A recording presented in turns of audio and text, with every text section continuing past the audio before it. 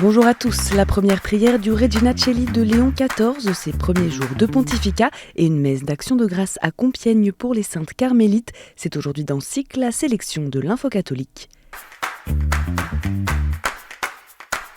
Cari fratelli e sorelle, buona domenica!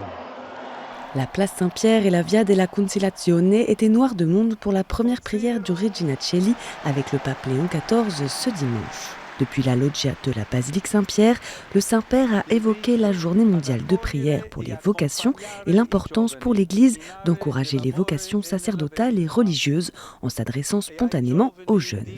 Non abbiate paura. Accettate l'invito della Chiesa e di Cristo Signore. Le pape a également lancé un appel vibrant à la paix dans le monde, 80 ans après la fin de la Seconde Guerre mondiale. Mai più la guerra. En évoquant notamment la situation en Ukraine, à Gaza, en Inde et au Pakistan, Léon XIV s'est désolé des nombreuses guerres dans le monde et a demandé à la Vierge Marie qu'elle obtienne du Seigneur Jésus le miracle de la paix. Regina Coeli, letare. Et très librement, le pape a choisi de chanter le Regina Coeli avant de bénir les dizaines de milliers de personnes présentes sur la place Saint-Pierre. Amen. Votre présence me rappelle que le Seigneur qui m'a confié cette mission ne me laisse pas seul pour emporter la responsabilité. En audience samedi matin, ce sont les mots que Léon XIV a adressés aux cardinaux avant de prendre un temps d'échange à huis clos avec eux pour entendre leurs conseils, suggestions et propositions concrètes. L'après-midi, Léon XIV s'est rendu à Genazzano, à une trentaine de kilomètres de Rome, pour une visite improvisée au sanctuaire de Notre-Dame du Bon Conseil, fondé par une religieuse augustine au XVe siècle. Accueilli par une centaine de personnes, le pape nouvellement élu a effectué son premier bain de foule. Au retour, il s'est recueilli sur la tombe de François à la basilique Sainte-Marie-Majeure, ainsi que devant l'icône de la Salus Populi Romani, chère à son prédécesseur. Lundi matin, lors de la traditionnelle audience à la presse de début de pontificat, Léon XIV a pris le temps de remercier les journalistes du monde entier d'avoir dépassé les clichés et réussi à saisir l'essence de ce qu'est l'Église dans leur couverture de ces dernières semaines. Le jeudi 8 mai était une journée de fête pour le diocèse de Beauvais qui a célébré la mémoire des carmélites de Compiègne. Ces 16 religieuses guillotinées en juillet 1794 ont été canonisées par le pape François en décembre dernier. Une messe d'action de grâce a ainsi été célébrée par Monseigneur Jacques-Benoît Gonin jeudi après-midi. Au cours de son homélie, l'évêque de Beauvais a invité les fidèles à suivre l'exemple de ces religieuses pour que leur témoignage de foi nous renouvelle dans notre joie d'être chrétiens. Une célébration nationale en leur mémoire aura lieu à Paris le 13 septembre prochain.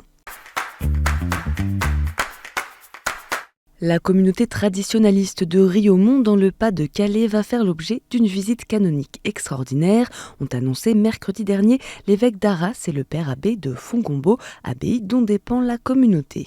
Une décision prise au vu du nombre de religieux mis en cause et des accusations graves portées contre la communauté, précise-t-il en réaction aux différentes procédures en cours pour des faits notamment de viol sur mineurs qui auraient été commis entre autres au sein du foyer d'accueil rattaché à Riaumont.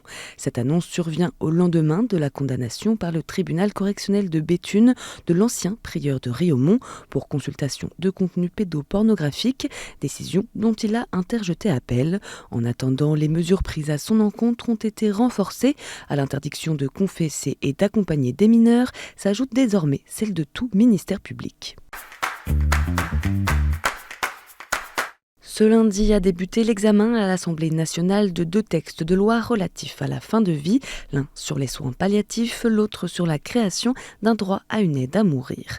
Dans plusieurs villes de France, Alliance Vita organise des rassemblements contre ce dernier projet de loi pour refuser l'euthanasie et le suicide assisté qu'il propose, dont un devant l'Assemblée nationale. Ces 2 propositions issues du projet de loi présenté au printemps 2024 avant la dissolution seront débattues pendant 2 semaines en séance plénière avant un vote programmé au 27 mai.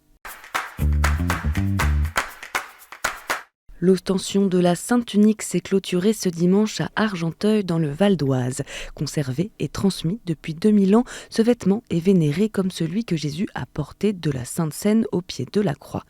Lors des vêpres de clôture présidées par l'évêque de Pontoise, Monseigneur Benoît Bertrand, le père Guy Emmanuel Cariot, recteur de la basilique, est revenu sur cette période marquée par la mort du pape François, le conclave et l'élection de Léon XIV. Cela restera sûrement le souvenir le plus mémorable de cette ostension. Où étais-tu lorsque le pape Léon a été élu ? J'étais devant la Sainte Tunique à prier pour que vive et grandisse toujours l'unité de l'Église. Et en bref, le sanctuaire d'Ars a accueilli ce dimanche un pèlerinage à la mémoire du cardinal congolais Émile Biayenda, assassiné en mars 1977. À l'occasion des 48 ans de la mort du bon cardinal, près de 500 personnes se sont rassemblées pour ce pèlerinage, marqué par une messe concélébrée par l'archevêque de Brazzaville, Monseigneur Bienvenu Manamika, et Monseigneur Pascal Roland, évêque de Belley-Ars. Le même jour, le diocèse d'Avignon a organisé une journée de commémoration pour les 32 martyrs d'Orange à l'occasion du centenaire de leur béatification par le pape Pie XI. Pour faire mémoire de ces religieuses guillotinées en 1794, plusieurs événements ont eu lieu lors de la journée à Bolène et à Orange, comme une visite de leur couvent ou une grande messe. Et la Corée du Sud continue de se préparer au JMJ 2027. Ce week-end, environ 30 000 personnes étaient réunies à Séoul pour un festival de la jeunesse, Yay Yay Yay, à l'occasion du Dimanche des vocations et de l'année jubilaire. Un événement missionnaire imaginé et animé par les jeunes eux-mêmes, ouvert à des personnes de tous âges, nationalités et religions, qui a rassemblé près de 3 500 participants pour la messe de clôture.